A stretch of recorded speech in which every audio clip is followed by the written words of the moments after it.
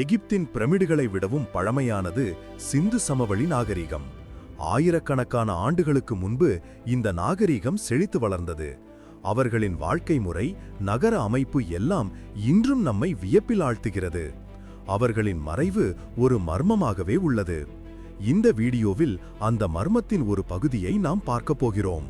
கிமு 3300 முதல் கிமு 1300 வரை இந்த நாகரிகம் தழைத்தோங்கியது. இந்தியாவின் வடமேற்கு பகுதி, பாகிஸ்தான், ஆப்கானிஸ்தான் என பறந்து விரிந்து இருந்தது. சின்ன சின்ன கிராமங்கள் இல்லாமல் நகர நாகரிகம்தான் அவர்களுக்கு முக்கியம்.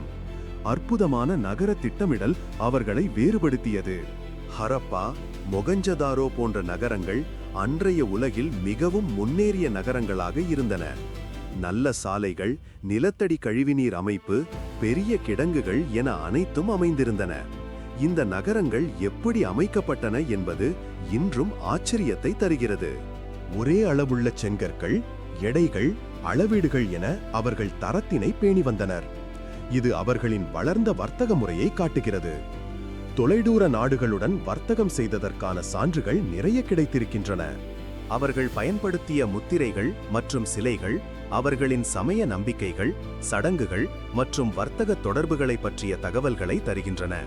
பல சின்னங்கள், உருவங்கள் இன்னும் புரியாத புதிராகவே உள்ளது. சிந்து எழுத்து முழுமையாக இன்னும் புரியவில்லை. அவர்கள் என்ன எழுதினார்கள், என்ன பேசினார்கள் என்பது இன்று வரை ஒரு மர்மமாகவே இருக்கிறது.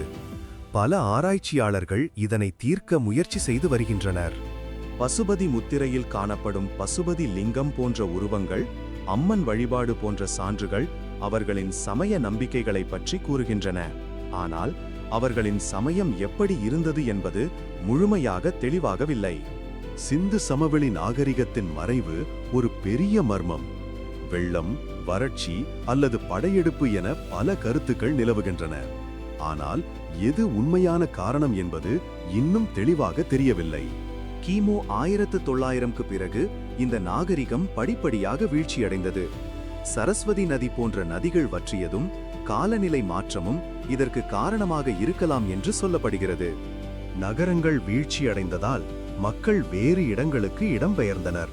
படிப்படியாக இந்த நாகரிகம் வரலாற்றில் மறைந்து போனது. அவர்களின் நினைவுகள் மட்டுமே இன்று நம்மிடம் உள்ளது. இந்த நாகரிகம் முடிவுக்கு வந்தாலும் அதன் சில பாரம்பரியங்கள், சின்னங்கள், சமய நடைமுறைகள் இன்றும் இந்தியாவில் காணப்படுகின்றன. இதன் மூலம் அவர்களின் அடையாளம் இன்றும் நீடிக்கிறது. சிந்து எழுத்து, அவர்களின் மறைவுக்கான காரணம் என பல கேள்விகள் இன்றும் பதில்களுக்காக காத்து கொண்டிருக்கின்றன.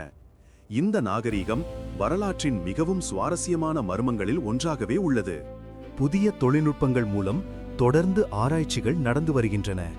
இன்னும் பல உண்மைகள் வெளிவர காத்திருக்கின்றன. இந்த நாகரிகத்தின் மர்மங்கள் நம்மை எப்போதும் ஆச்சரியத்தில் ஆழ்த்திக்கொண்டே இருக்கும். நகரங்கள் சரியாக திட்டமிட்டு அமைக்கப்பட்டிருந்தன. சாலைகள் ஒழுங்காக அமைந்திருந்தன. நிலத்தடி கழிவுநீர் அமைப்பு அவர்களின் தொழில்நுட்ப வளர்ச்சியை காட்டுகிறது. பெரிய கிடங்குகள் இருந்ததால் உணவுப் பொருட்களை சேமித்து வைக்க முடிந்தது. இது அவர்களின் விவசாயம் மற்றும் உணவு உற்பத்தியின் வளர்ச்சியை காட்டுகிறது.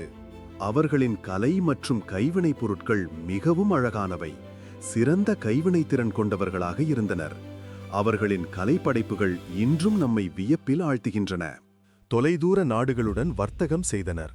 மணிகள், உலோகப் பொருட்கள், உணவுப் பொருட்கள் என பல பொருட்களை வர்த்தகத்தில் ஈடுபட்டனர். இது அவர்களின் வணிகத் திறமையை வெளிப்படுத்துகிறது. அவர்கள் வீடுகள் நல்ல கட்டுமானத்துடன் இருந்தன. செங்கற்களை கொண்டு வீடுகள் கட்டினர். ஒவ்வொரு வீட்டிலும் குளியலறை, சமையலறை என வசதிகள் இருந்தன. விவசாயத்தில் திறமையானவர்களாக இருந்தனர். கோதுமை, பார்லி, பருப்பு வகைகள் என பல பயிர்களை உற்பத்தி செய்தனர். விவசாயம்தான் அவர்களின் வாழ்வாதாரமாக இருந்தது. நகரங்களில் மக்கள் ஒழுங்காக வாழ்ந்தனர். அனைவருக்கும் போதுமான வசதிகள் இருந்தன. சாதி, மத வேறுபாடுகள் இல்லாமல் அமைதியாக வாழ்ந்தார்கள் என்று சொல்லலாம். செம்பு, வெள்ளி, தங்கம் போன்ற உலோகங்களை பயன்படுத்தி பல பொருட்களை செய்தனர். உலோகவியலில் அவர்கள் மிகவும் திறமையானவர்களாக இருந்தனர். அவர்கள் மருத்துவத்தில் சிறந்து விளங்கினர். பல்வேறு நோய்களுக்கு மருந்துகளை உருவாக்கினர். மருத்துவத்தில் அவர்களின் திறமை வியக்க வைக்கிறது. பல தொழில்களில் ஈடுபட்டனர். தச்சு வேலை, களிமண் பொம்மைகள் செய்வது, நெசவு வேலை என பல தொழில்களில் ஈடுபட்டிருந்தனர். அவர்களின் சமூக அமைப்பு எப்படி இருந்தது என்பது இன்னும் முழுமையாக தெரியவில்லை. ஆனால் ஒழுங்கான சமூக அமைப்பு இருந்திருக்க வேண்டும் என்று நம்பப்படுகிறது. காலநிலை மாற்றம் அவர்களின் நாகரிகத்தின் வீழ்ச்சியில் ஒரு முக்கிய காரணமாக இருக்கலாம். நதிகள் வற்றியதால் விவசாயம் பாதிக்கப்பட்டு உணவு தட்டுப்பாடு ஏற்பட்டிருக்கலாம். பெரிய வெள்ளம் ஏற்பட்டிருக்கலாம் என்று சில ஆராய்ச்சியாளர்கள் கருதுகின்றனர். வெள்ளத்தால் நகரங்கள் நிர்வாணமாகி மக்கள் இடம்பெயர்ந்திருக்கலாம். வெளியிலிருந்து படையெடுப்பு நடந்திருக்கலாம் என்ற கருத்தும் உள்ளது. ஆனால் இதற்கான தெளிவான சான்றுகள் இன்னும் கிடைக்கவில்லை.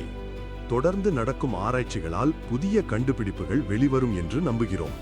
இந்த நாகரிகம் பற்றி இன்னும் பல விஷயங்களை அறிய முடியும். சிந்து நாகரிகம் உலக வரலாற்றில் ஒரு முக்கிய இடத்தை பிடித்துள்ளது. அவர்களின் நகர திட்டமிடல், தொழில்நுட்பம் எல்லாம் வியக்க வைக்கிறது. சிந்து நாகரிகம் எப்படி மறைந்தது என்பது இன்னும் ஒரு புதிராகவே உள்ளது. இந்த மர்மத்தை தீர்க்க இன்னும் நிறைய ஆராய்ச்சிகள் தேவை. புதிய தொழில்நுட்பங்களை பயன்படுத்தி சிந்து எழுத்தை புரிந்து கொள்ள முடியும் என்று நம்புகிறோம். அப்போதுதான் அவர்களின் வாழ்க்கையை பற்றி முழுமையாக அறிய முடியும். சிந்து சமவெளி நாகரிகம் பற்றிய ஆராய்ச்சிகள் தொடர்ந்து நடந்து வருகின்றன. இன்னும் பல கண்டுபிடிப்புகள் எதிர்பார்க்கப்படுகின்றன.